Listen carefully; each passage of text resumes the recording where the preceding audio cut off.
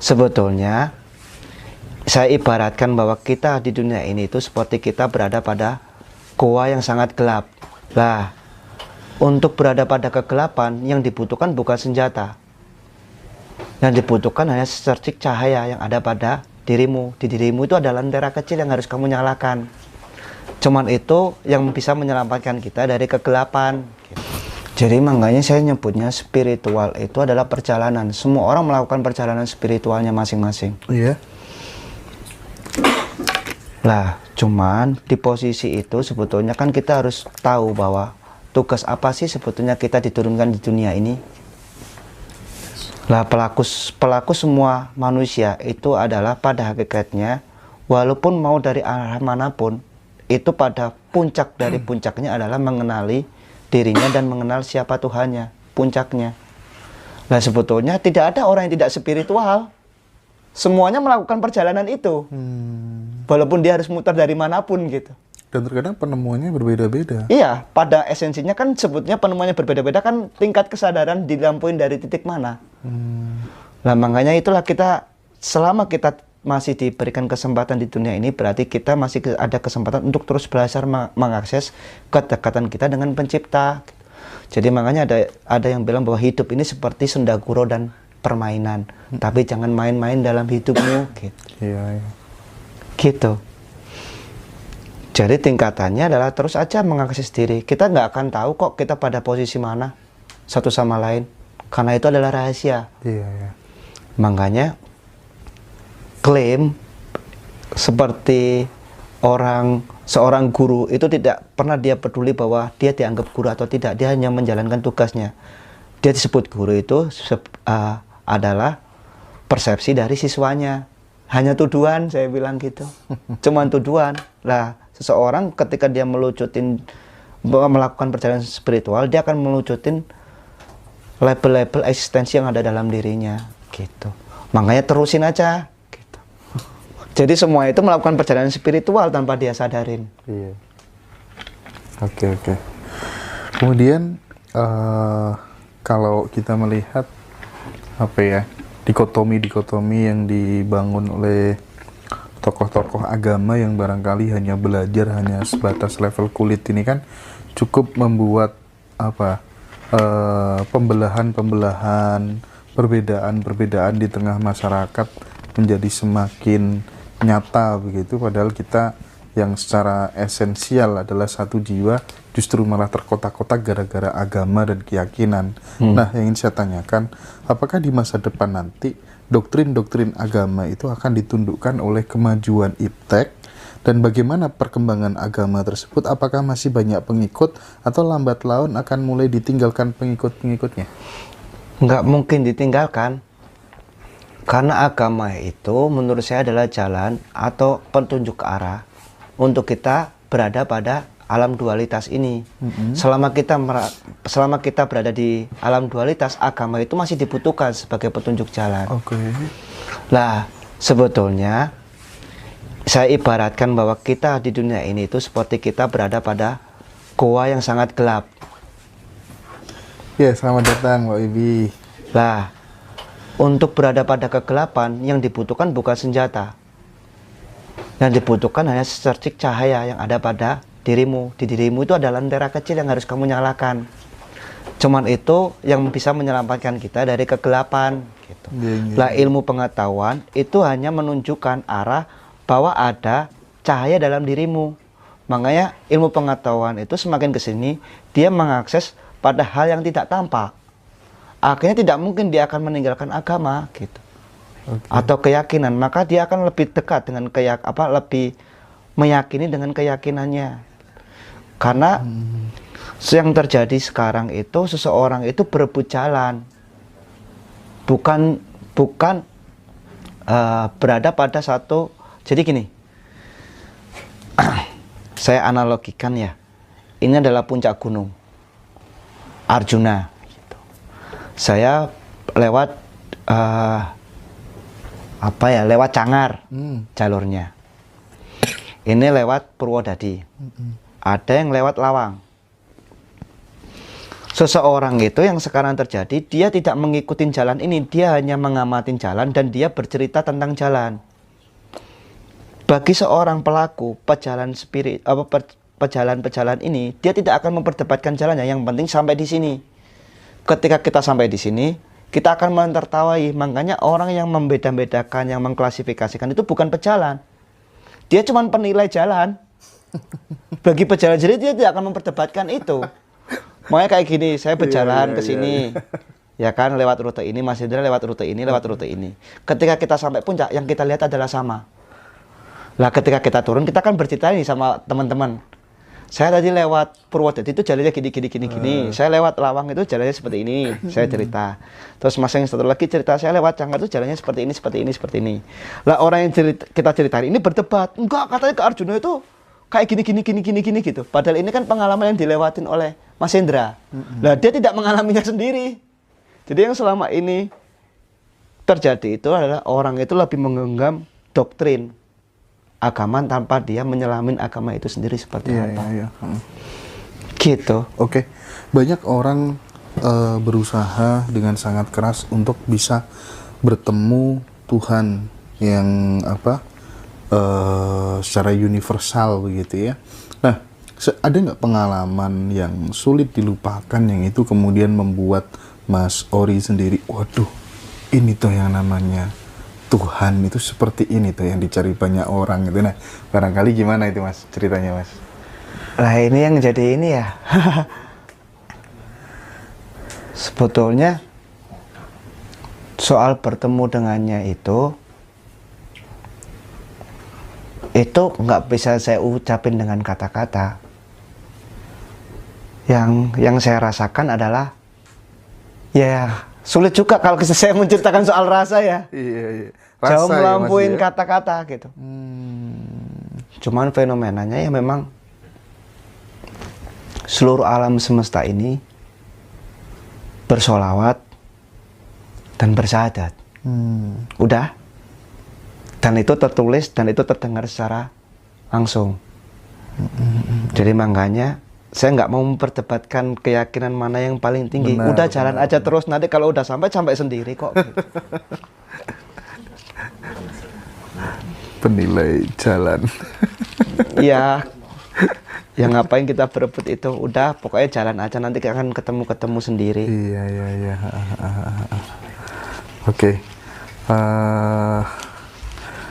Gini Mas Ori, jadi apa yang disampaikan Mas Ori tadi sangat menarik, ya kan, sesuatu hal yang baru dan nanti ke depan kita akan coba breakdown lebih dalam lagi ya, Mas Ori. Yang jelas apa yang kita upayakan hari ini adalah supaya kita bisa merawat pluralitas gitu, kebinekaan ini tetap terjaga sehingga kita tidak terkotak-kotak. Ya benar. PR kita kan merasa paling benar sendiri itu benar. Mas, ketika beragama gitu ya. Ya. Nasihatin dong orang yang merasa bahwa wah hanya agama kita paling benar sendiri itu. Gimana Mas? Ya kita kan berada pada fase cengkeraman ego masing-masing, ego sektoral. Akhirnya menjadi ego kelompok. Bahkan kalau misalnya saya cerita analogi saja ya, saya pernah ceritain oleh guru saya baca tulisannya beliau almarhum Pak Made. Waktu itu tulisannya seperti ini, saya pergi ke perbelanjaan Allah atau Tuhan di kios Yahudi. Beliau menawarkan bahwa kaum Yahudi adalah kaum yang paling baik dan akan diselamatkan nanti. Di kios Nasrani saya bertemu dan ada selembar brosur bahwa ini adalah agama cinta kasih, silakan ke sini gitu. Nanti akan bisa bertemu dengan Tuhan dan akan diselamatkan. Di kios Islam saya bertemu mereka dan diberikan brosur bahwa Nabi Muhammad adalah utusannya. Siapa yang mengikutinya akan selamat di dunia ini. Terus habis itu di tulisan itu orang ini cerita, Allah Tuhan, apakah engkau seperti itu gitu. Bahkan saya pun jijik untuk masuk ke sana gitu. Makanya beragama itu adalah laku individu pejalan. Jadi Jangan sampai itu memecah belah. Karena hakikatnya agama itu adalah memperbaiki akhlak. Ketika kita memperbaiki akhlak, itu akhirnya akan terjadi harmoni satu sama lain. Makanya pertanyakan belajarmu apakah itu memperbaiki akhlak dan bermanfaat atau tidak. Kalau tidak, jangan diteruskan. Jadi salah kaprah untuk memusuhi satu sama lain. Karena agama hakikatnya adalah untuk memperbaiki akhlak, untuk memperbaiki perilaku agar kita bisa hidup harmoni, berdamai. Dan agama itu tidak pernah mengajarkan pertengkaran. Dan agama itu selalu mempelajari di mana kita selalu memperbaiki diri untuk bisa bersinergi satu sama lain. Jadi yang salah itu bukan agamanya, tapi pikiranmu, gitu. Persepsimu. Persepsi kita ya Mas ya. Ya, makanya di cerita itu saya memahamin bahwa ketika kita beragama, jangan tergiur dengan brosur, gitu. Karena kalau baginya sendiri itu ketika kita menyebut, ketika ditanya juga, saya pernah tanya sama teman, Allah itu seperti apa gitu katanya. Itu kan pertanyaan yang saya jawab pun pasti salah karena pertanyaannya sudah salah. Iya. Ketika Allah itu bisa didefinisikan dengan kata-kata bahwa Allah seperti ini, seperti ini, seperti ini, itu berarti Allah sesuai dengan pikiranmu, karena Allah itu jauh melampaui pikiranmu. Atau yang disebut dengan Tuhan itu sendiri. Makanya pernah ada salah satu cerita dari teman saya yang waktu itu masuk ke salah satu suku. Jadi dia bercerita, saya tahu bahwa Tuhanmu itu Allah, dan saya juga punya, tapi saya tidak mau menyebut namanya karena terlalu mulia. Apakah itu salah? Ya enggak. Dia menyebutkan gitu. Iya. Kalau saya memberikan nama, itu tidak mewakilinya karena ia terlalu mulia, gitu katanya. Kan gitu. Tapi kan di posisi sekarang itu dibutuhkan nama itu untuk koordinat agar kita tahu. Gitu sebetulnya itu. Jadi cobalah terus memperbaiki diri lewat jalan yang teman-teman yakini bahwa itu adalah jalan terbaik atau yang disebut dengan agama. Terus nggak ada salahnya. Asal itu karena tagihannya itu kan gini. Ketika kita sampai di sana pun itu gini. Kamu mencintaiku katanya. Iya, aku mencintaimu. Tapi tunjukkan dengan mencintai hambaku dan makhlukku, gitu. Jadi esensinya kan iya, memelihara hubungan sesama manusia, Iya. bermanfaat buat manusia dong. Jadi puncak spiritual itu kebermanfaatan. Iya, kemaslahatan. Benar Nah, itu. Kalau ada orang nih, dia nggak pernah meditasi, ya kan, nggak pernah melakukan hal-hal hal-hal ritual-ritual yang lainnya. Tapi hidupnya dipenuhi dengan cinta kasih kepada sesama, dia sudah sampai puncak dong sebenarnya. Makanya gini, saya bilang tindakan bijak dulu, tindakan baik dulu, apa kebijaksanaan. Jadi yang dinilai itu motif, niat. Terkadang kita melakukan tindakan baik bukan karenanya dan bukan untuknya, itu juga nilainya kurang bagus. Oh gitu, iya. Jadi sebetulnya adalah motifnya. Jadi percuma kita melakukan suatu tindakan baik tanpa ada kebijaksanaan. Oke, paham. Jadi cuma di permukaan baiknya. Iya. Kan kita kan nggak bisa nyelamin lebih dalam. Yang tahu adalah orang itu sendiri. Jangan-jangan karena mau nyalek ya. Yang nggak tahu itu kan juga banyak Mas sekarang. Kalau kita cuma bungkusnya aja, banyak orang baik karena motifnya beda. Makanya yang utama adalah motif. Niatnya itu untuk apa gitu. Oke. Kalau niatnya udah salah, ketika dilakukan juga nilainya juga jadi salah. Oke. Kan gitu. Iya. Makanya kayak misalnya ketika saya sendiri ketika ada orang salah, itu yang saya benci bukan orangnya, tapi tindakan. Kalau orangnya saya cintai karena dia adalah bagian dari diri saya. Saya sangat sayang malah, kenapa kok kamu melakukan seperti itu? Jadinya gitu, bukan menyalahkan. Karena ada kesadaran bahwa setiap manusia adalah rupa dari Sang Pencipta. Iya. Lah kita itu jangan malu-maluin Allah gitu. Jangan malu-maluin pencipta kita. Sebelum kita diturunkan di dunia ini, iblis pun mendebat bahwa manusia akan merusak, dan Allah itu meyakinkan bahwa manusia tidak akan merusak karena di situ kan terlihat bahwa aku tahu apa yang kamu tahu, dan aku tahu apa yang tidak kamu tahu. Bilang gitu ke iblis. Nah kalau itu udah kayak gitu berarti kita malu-maluin Allah dong. Kalau kita melakukan kerusakan. Berarti benar kata iblis gitu katanya. Misalnya ya analoginya. Oke, Mas Ori barangkali bisa memberikan closing statement.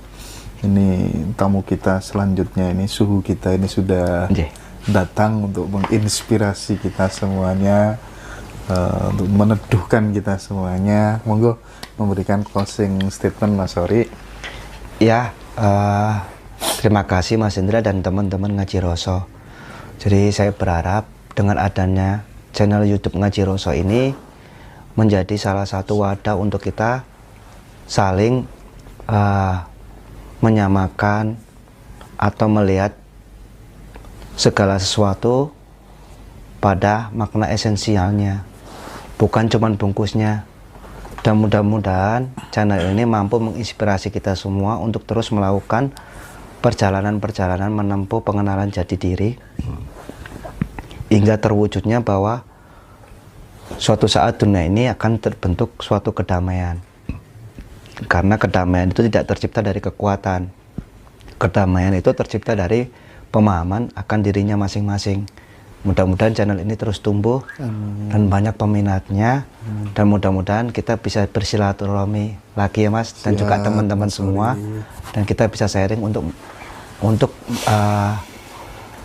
menjadikan apa yang selama ini dicita-citakan oleh bangsa kita terwujud,